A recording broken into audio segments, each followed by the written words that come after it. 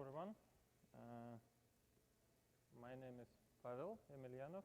I'm principal engineer at Parallels, working on our server virtualization product. And today I'll describe you a time and space travel service for Linux, a project called CRIU, which appeared at Parallels and which I am currently developing and maintaining.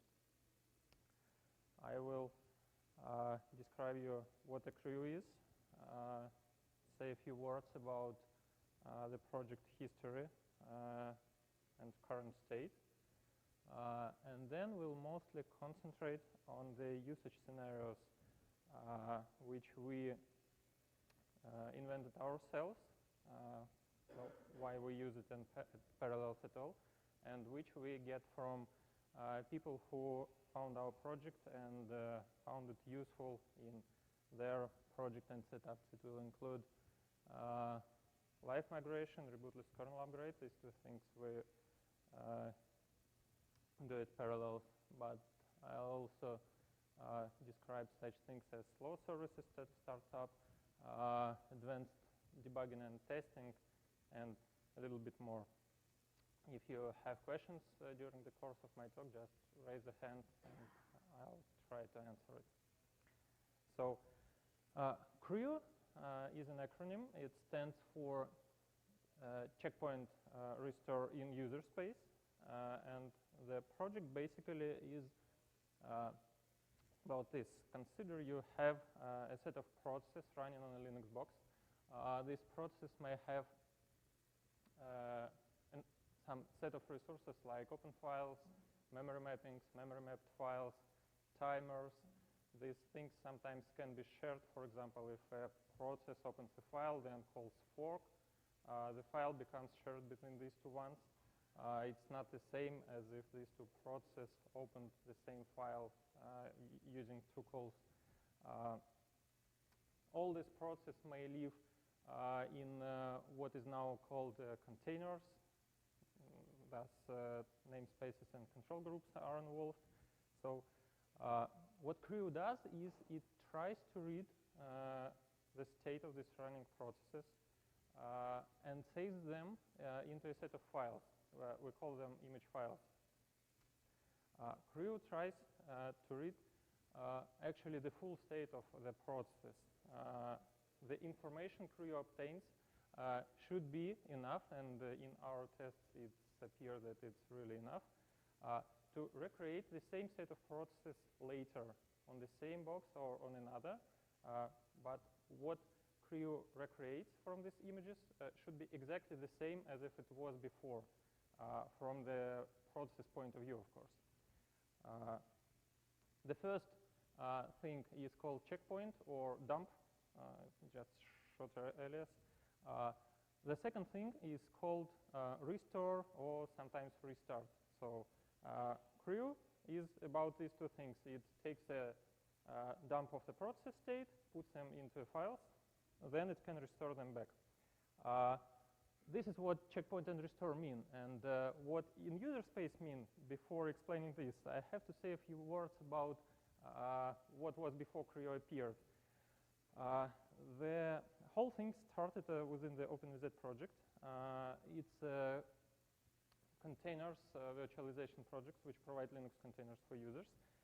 One of the parts of the project was so-called containers live migration feature. It's when we took containers and moved them from one hardware node to another without stopping them. A remote user just noticed a small freeze in servicing. One of the goals of the OpenVZ project was providing this functionality, I mean containers virtualization within the upstream Linux kernel. So far we have more or less succeeded with that, but by the time we tried to make the checkpoint restore feature available upstream, we first tried to do it as a kernel module or as a kernel subsystem, but this approach was not accepted by the kernel community. So we made another attempt and did the whole stuff from the user space, and this approach seemed to work. So in user space here means that if we take a process running on a Linux kernel, its state sits not only in the user space. It doesn't include only the memory pages which process works on. It always includes some complex set of kernel objects which reside in the on the kernel state and help kernel serve the processes and let it work and run. And so it seems natural that this state, which is mostly concentrated in the kernel, is easier to be exposed from the kernel model. But as I told, this approach was rejected. So we implemented it in the user space, which means that CRIU is a Linux program. It's a command line tool which dumps information about Linux processes using standard kernel API. It uses ptrace, proc files, netlink sockets, and all sorts of syscalls that can help us read process state. The same stays true for the restore. Restore is yet again running a command line tool, the CRIU tool. It will go to the kernel with standard APIs and will recreate the same set of kernel objects which have been there before. And eventually, CRIU process will transform itself into a process it's trying to restore. So that's why it's called in the user space. This project was started about 2 years ago. It started with an RFC patch set on the kernel mailing list, which provided several extensions to the kernel API regarding process memory management. And it also contained a very small command line tool, which was able to dump and restore a very trivial process, which actually opened the file, mapped the file, and then did busy looping, waiting for it to get dumped and restored. After that, we've been working for about a year before we did the very first release. It appeared in 2012. It supported x86 64 bits architecture and basic stuff like open files, memory mappings, timers, and similar things which applications typically use. Since then, we have merged quite a lot of, well, relatively a lot of kernel patches. They are all about extending Linux kernel API this way or another, so we can dump and sometimes restore more things. Currently, the project's latest release is version 0.7. It supports x86 and ARM architectures.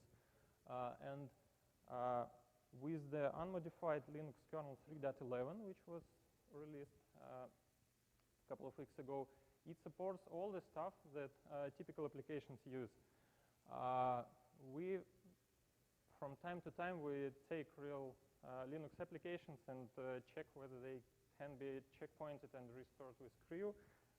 So far, we have checked Linux daemons like Apache, MySQL, and MongoDB. We've checked system services like Chrono, SSHD, checked various Java programs, checked GCC works, and graphical applications with VNC. If we have time, I'll try to show you a demo how VNC and the X-size program is supported. And we have checked command line tools like tar, bash, top within the screen. So this is it. Now I will tell about how CRIU can be used. Of course, the initial usage scenarios we started with were they came from how Parallels wanted a checkpoint-restore feature. It's live migration. This thing is especially useful in a cluster. And we use checkpoint-restore to upgrade kernels on nodes without doing what looks like a reboot to a server user. And we have several usage scenarios which appeared from other people which started to use CRIU. It's Explode Services startup. HPC guys came with the need to do periodic snapshots of applications.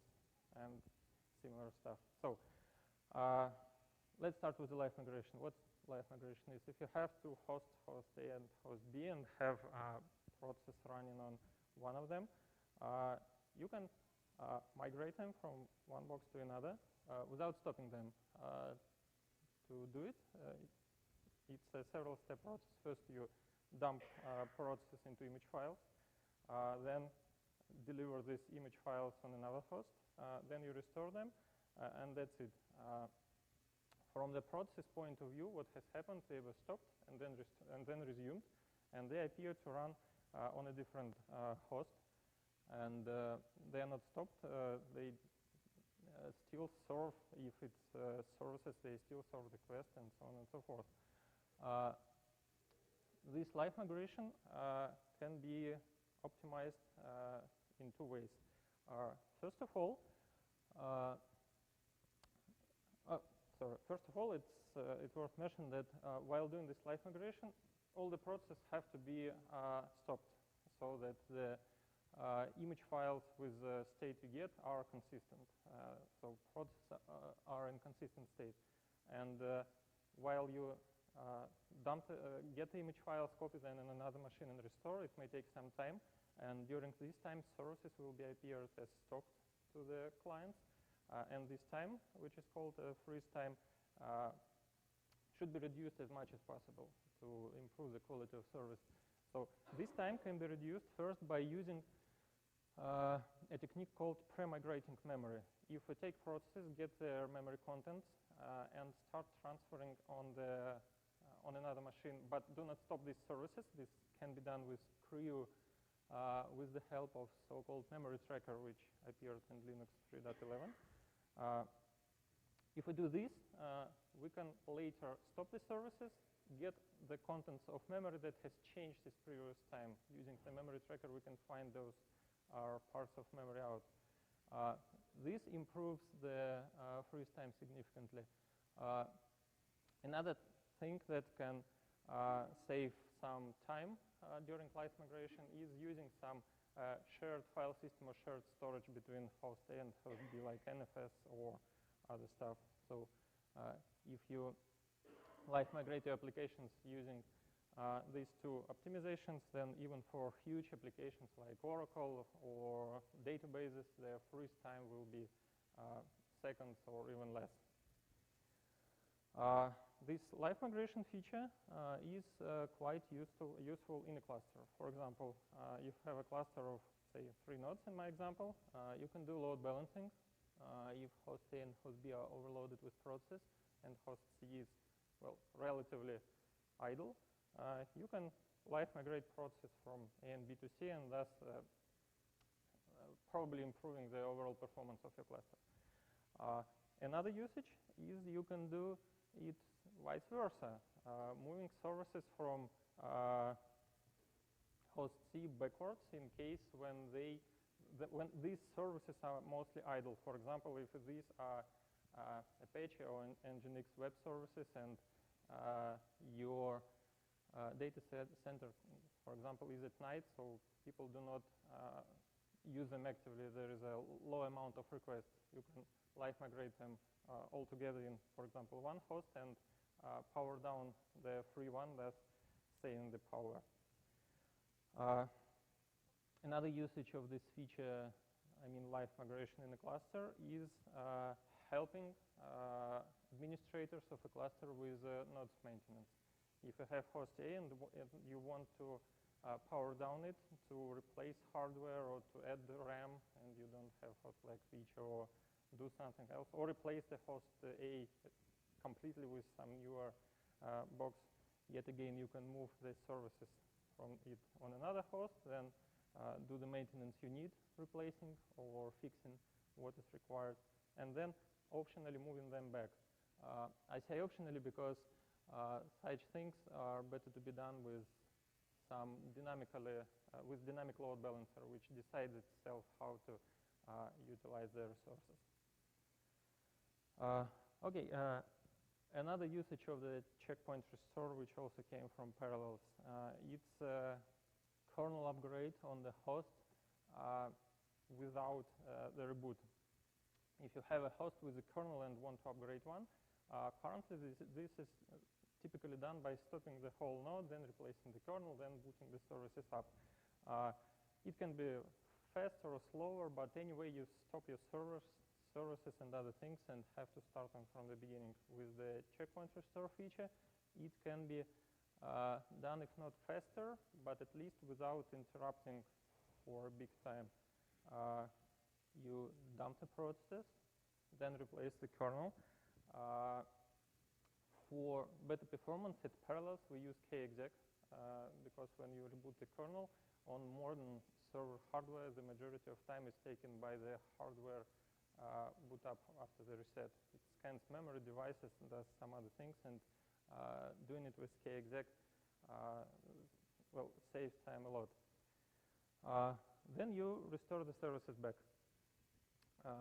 At that point, you have host with upgraded kernel, and the services are up and running again, but they are not started from the beginning. They have resumed their execution from the point they were interrupted on the older kernel.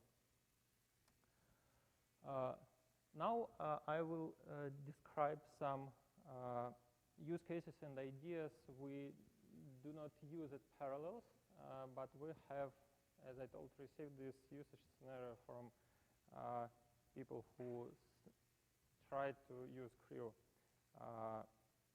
One of these scenarios is slow services startup. Let's consider you are trying to start something on a box, like you type service who start. What happens after that? A new process is spawned, then it does its internal initialization. It will load config file, it will initialize some caches, maybe create, I don't know, some users, initialize some pools, do other interesting from its point things, and by the time it's ready to serve the request, some time passes. It can be bigger time or smaller time, but if we dump this process or processes at the time they are ready, and then instead of starting the service again, we restore them, the time needed may be smaller. This may improve your usage scenario. For example, this case came from people who did testing of Java applications. What they did is they wanted to run a bunch of tests on Java applications, but they didn't want to run them sequentially. They wanted to run them every time on a freshly started application. And the thing is that application starts with an Eclipse IDE in a minute, and a test typically takes a couple of seconds to run. You see, running a bunch of tests will mostly be busy with starting the application again and again. They took CRIU, started the application, checkpointed it, and then instead of starting it again, they restored it. The restore took a couple of seconds, so they saved a lot of time and was able to run all their tests in much shorter time period. Yes, the time to restore service, if it's smaller than the time to start the service, then it's probably your case. Another thing that can be done with CRIU is periodic snapshots. If you have an application, you can take a first dump of it. It will be some set of image files, and let the application work. While it works, it will change its internal state. It will do some things, I don't know, open files, change variables, I don't know, serve requests, and so on and so forth.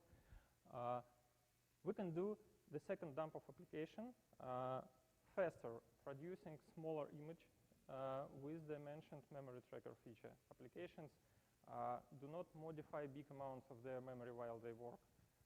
Well, of course they can, but typically they don't. And the amount of memory that has changed, even for a relatively big amount of time, like minutes, is usually much smaller even than the working set of applications, because they read some parts of memory, and these parts do not change. So we can do these snapshots several times, and later we can take any of them, not necessarily the latest one, and restore the process into that state. It will be exactly in the state we took the dump. This scenario was is mostly this scenario is wanted rather badly by HPC people, and that's why. If they have some computational task which performs complex solving, complex computation, which takes days or weeks, they want to take periodic snapshots of it every like 15 minutes or half an hour, or the way they find better. And in case they have a power failure in their server room, they do not have to restart all the computations from scratch, from the beginning, spending again these days or weeks. Instead, they just restore their computational task from the latest snapshot and continue a calculation, losing, for example, 15 minutes of it out of days or weeks. Another story with Checkpoint and Restore. It's about debugging applications. Consider you have some host which is in production. It works on some server, doing some very, very useful thing for probably your customer.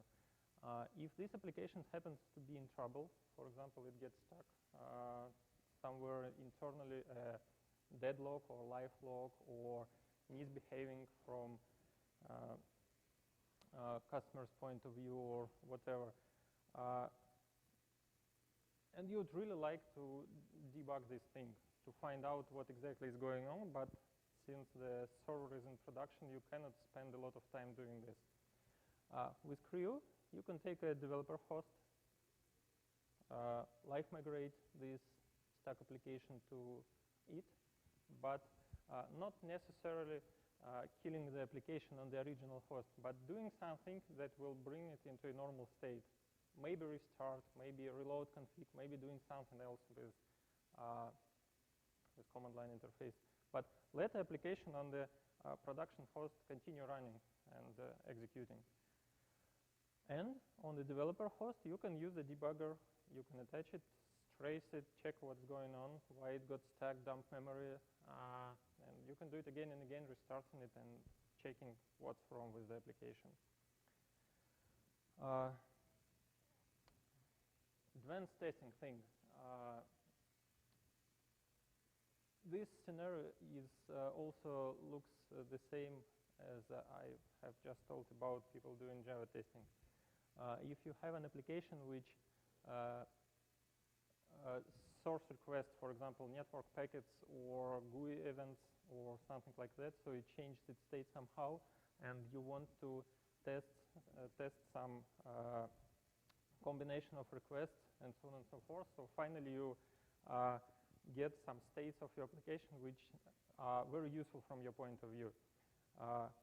And what can be done if you have some new test or new hardware or new environment, some, I don't know, newer libraries or newer clients, and you want to test this complex state your application happened to be after several steps of doing previous testing. Without CRIU, yet again, you have to run all the previous history again, putting your application into that complex state you want to test. But with CRIU, it obviously can be speeded up. You just restore it into that state and do whatever you need. We actually have a little bit more. Some of them are funny use cases. For example, I've heard that people, some of them use CRIU to move process into a screen application when they forget to. I use this thing to save a transition state of a tax runner game because it doesn't have a save button in between. We have considered also emulating the suspending to run feature for Linux VDI session, like if you close the lid of your laptop and similar stuff. So this is it. Actually, the project started as purely a tool to live migrate the containers. And right now we have a tool that can dump and restore state not of a container but of arbitrary Linux application. Container is not a strict requirement for CRIU. It can dump applications running even without any container stuff. We have started with only 2 use cases. It was live migration and kernel upgrade without reboot, but have received various use cases from people. As I told, the latest CRIU version 0.7 and Linux 3.11 can do all the stuff I described previously, and you wouldn't have to add additional patches to 3.11. Everything you need is merged in there. At most, you'll have to turn specific configuration options on. Well, it might seem that the whole tool is a quite simple thing, like we do a core dump of application, copy files, then do the things like GDB does, but it's actually not so. Within CRIU, we have solved several interesting stuff, like implemented memory tracker for the Linux kernel. With CRIU, we can live migrate established TCP connections so that we can dump only one end of it, move it to another place and restore it there, and the peer wouldn't notice it. We have solved issue with detecting which kernel state is shared between processes, and a lot of other things. I will talk about some of them later on Plumbers, especially about the TCP connection live migration on the network miniconf. But this talk was mostly about the usage scenario, and right now let's try to have a small demo. Okay, so yeah.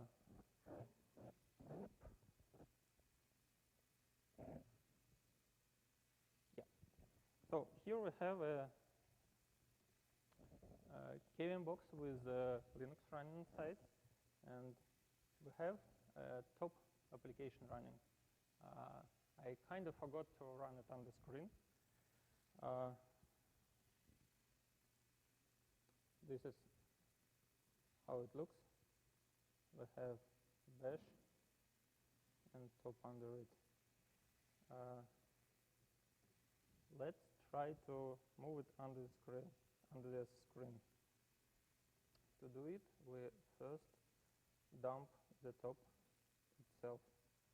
We dump the whole stuff into the directory D, ask CRIU to write a log file with increased verbosity, and use the key -J, which will tell CRIU that top is an application which runs with a so-called external resource. It's a terminal which helps the top to display information in the external. From CRIU point of view, this terminal is external resource because we dump top, but we cannot dump terminal because it's used by extern as well, but we do not dump extern itself. So something is leaking through what we dump. So we ask CRIU to handle this. Okay, as you can see, there is no more top. It was dumped into a directory. Here is the set of dump files. Now we can launch screen. This is how it looks. That's the screen with the bash. Now we'll go into that screen and restore what we have just dumped. Let's try it. Oh, here is top. It's up and running again. And from the process list point of view, it looks exactly as we wanted. Here is the screen, the bash, the command line interpreter. The CRIU itself is kind of an unavoidable thing because we need to restore top with exactly the same process ID as it was before. But since we start CRIU from from the shell, from bash, we cannot make CRIU itself have this desired PID. Instead, CRIU forks another process with the PID we want. So it appears there in between. We can detach from the screen and see that it looks like a regular screen session. That's it. I have just a few words to say. CRIU lives in CRIU.org site. It's an open source thing. We have all the sources in the Git repository. We have Google Plus page where you can find some news about the project. We have a mailing list with some amount of technical discussion. It works pretty much the same as the Linux kernel development works. And this is me. You can ask questions to me via email or right now if you have. Yep.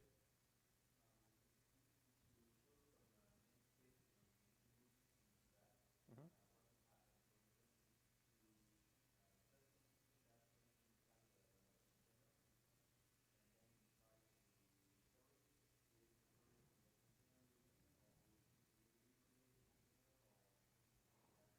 Okay, so the question is what happens with the namespaces and control groups. Currently, CRIU works like this. It takes the root process you want to dump, then collects all its children and other processes, and checks whether namespaces this root task lives in are the same as the ones CRIU lives in. If it is, then it considers that no containers are currently in the game and just dumps the process state, leaving namespaces alone. And at restore time, it just restores them in whatever namespaces CRIU restore is run at.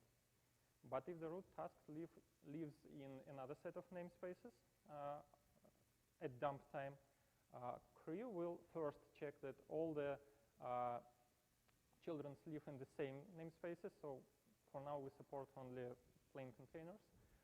After that, it will dump process and will dump information about namespaces. For example, for IPC namespaces, it will read syscontrols, shared memory segments, semaphores, and so other stuff.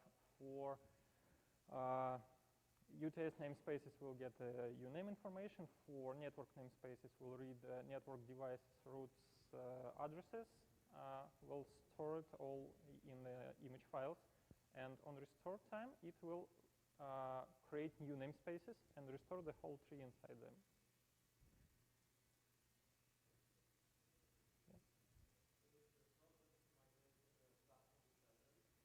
Yeah, sure.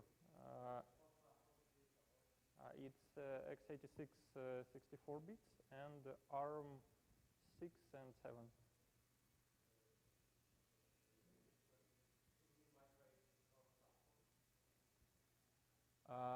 We have a success story of someone migrating from 32-bit ARM into 64-bit ARM, but 32-bit x86 is not supported. It has different set of registers and some kernel-specific stuff. So with x86, no, only 64 bits.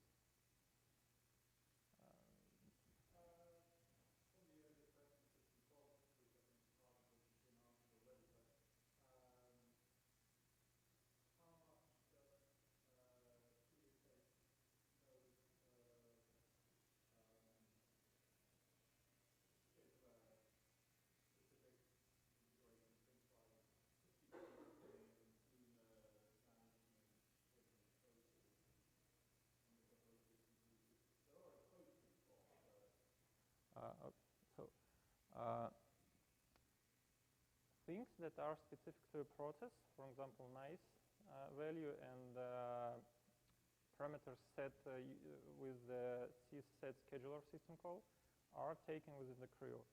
But the parts that are about the CPU control group are dumped using external scripts.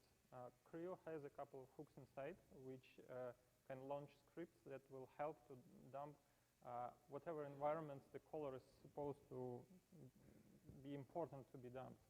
So with the control groups, we just dump the whole tree of this stuff.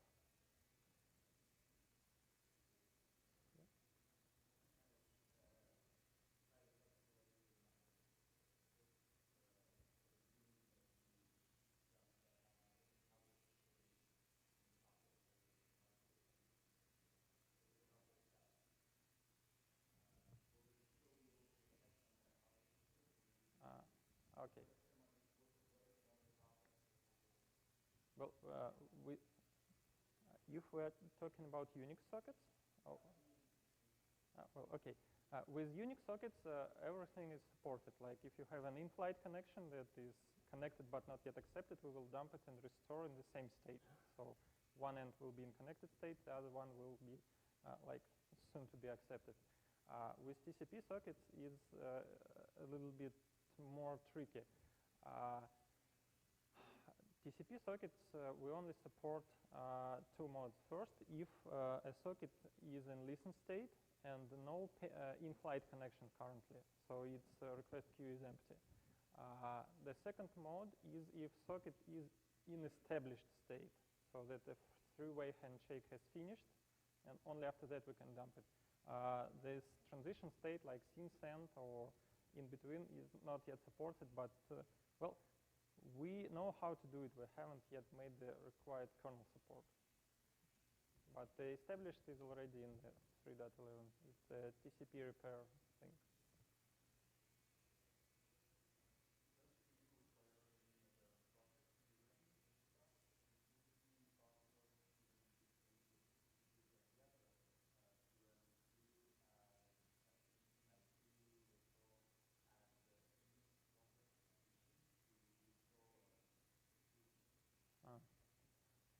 Okay. No, currently CRIU doesn't require any other stuff to be run. But in the next version, CRIU will be able to work as a system service. This thing came from the fact that a lot of kernel API we use to get the state of a process is restricted to root user. And people asked us whether a program can request a self-dump with CRIU, so it can ask CRIU to dump itself. Due to this restriction with the root user, we cannot make this thing as a library that that process gets linked with and then call the function. Instead, we implemented this as a two-part thing. First, it's a CRIU service, which is run as root, as a system service, and a protocol using Unix sockets. If you want to request a self-dump, you open a Unix socket, send to this service request, please dump me, and this process, since it's run from root, can use all the APIs, will dump itself. But other than this, no, it's just you run it from the command line and it does what you want. Was that a question?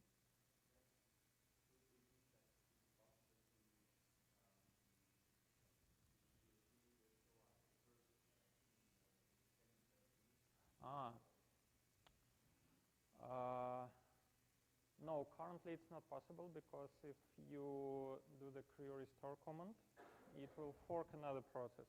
And if you want this other process to be in it, the PID1 will be busy by the CRIU, yeah. But the code is ready for that. I mean, if there is no other process in the system, we can not fork the process, but start restoring the CRIU itself with the image. It will require patching of the CRIU, but technically it's ready for that. Okay, no more questions? Okay, thanks for coming.